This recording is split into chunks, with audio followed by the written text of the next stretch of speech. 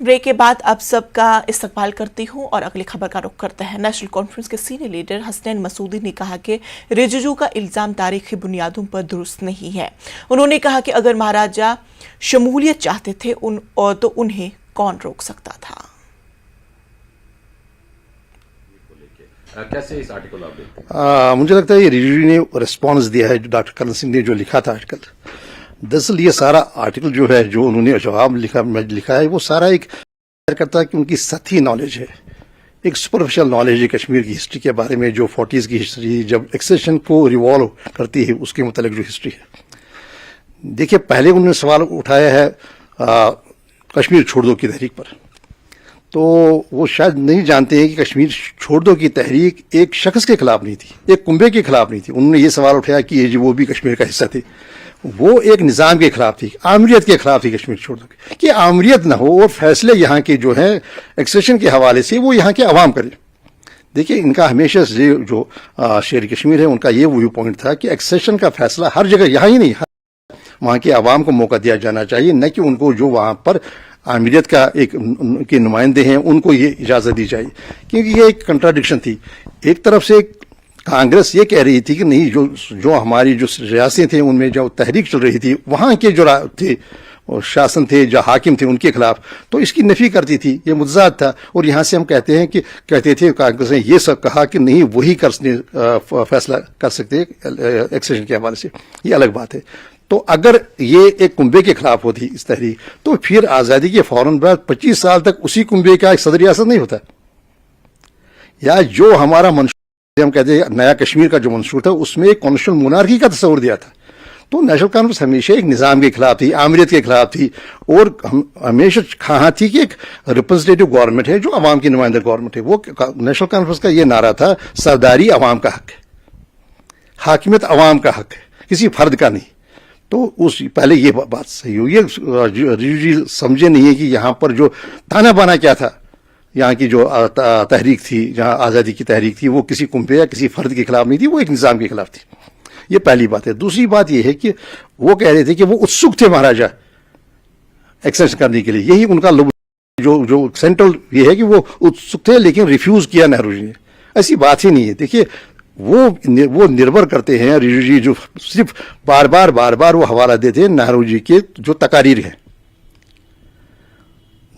लेकिन जो वाक़ात हैं, वो वाक़ात इस बात का इशारा करते हैं कि महाराजा हरी सिंह एक चाहते थे, उनकी तमन्ना थी कि आज़ाद जम्मू कश्मीर और बाकी जो भी इलाके थे 1947 में, उनकी एक आज़ाद खुद मुख्तार एक हुकूमत और एक निज़ाम, एक स्टेट, तो जिसके एक जैसे ताल्लुकात हों, जो भी इमर्जिंग जो दो कंट्रीज थी।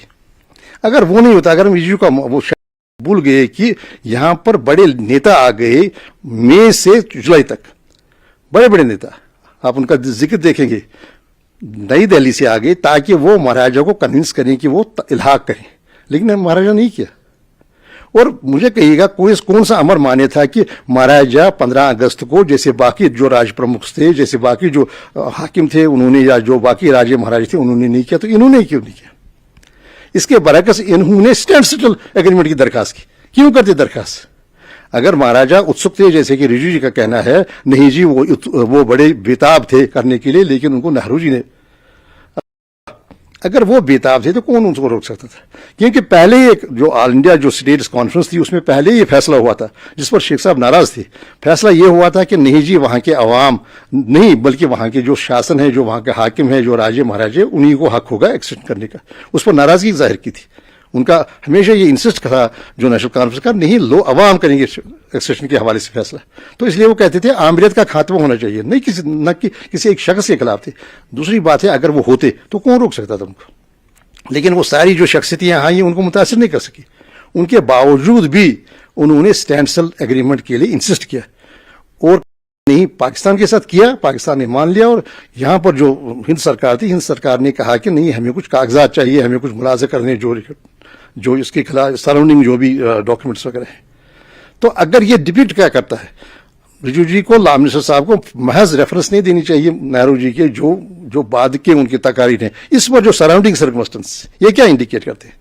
दूसरी बात है, जब यहाँ पर जो हमला हुआ 1947 کا کیا نام اسے دیں گے, کون کرنے والا تھا, اس سے اکثر اس کو نظر انداز کرتے ہوئے تو انہوں نے اولن مدد امداد کی درخواست کی اپنے ڈپٹی پرائم منسٹر کو, جو اگر نام ان کا مجھے یاد ہو مسٹر باٹرا تھے, ان کو دہلی بھیجا کہ نہیں ہمیں امداد کیجیے, ہمیں مدد کیجیے تاکہ ہم یہ حملہ روک سکیں. اس وقت انہوں نے یہ نہیں کہا کہ آپ ایکسیشن کیجیے, اور جو چٹھی تھی, جس چٹھی آپ ایکسیشن کے ساتھ جس میں درخواست کی گئی یا کہا گیا یا آفر تھی جموں کشمیر ایکسیڈ کرنا چاہتا ہے, اس ایکسیشن اس لیٹر میں بھی انہوں نے کہا کہ میری تمنا تھی یہ ایک آزاد رہے اور ہمارے ایک جیسے تعلقات دونوں ممالک کے ساتھ ہوں.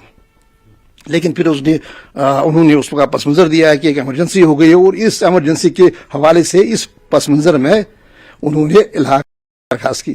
اب اگر وہ چٹھی ہے, ان کو اگر پڑھتے ہیں جی اس چٹھی میں کیا لکھا ہے, اور انہوں نے بالکل یہ نہیں رکھا ہے, یہ جو ہماری نظروں سے یہ اوجھل نہیں رکھی بات کی. ان کی تمنا کیا تھی, وہ چاہتے تھے کہ نہیں اپنی تھی نہیں جی, یہ ایک جموں کشمیر ایک خود مختار ایک ملک ہو, اور جس کے دونوں جو ایمرجنگ کنٹریز ہیں ان کے ساتھ خوشگوار تعلقات ہوں. تو چٹھی میں لکھنے کی یہ ضرورت تھی.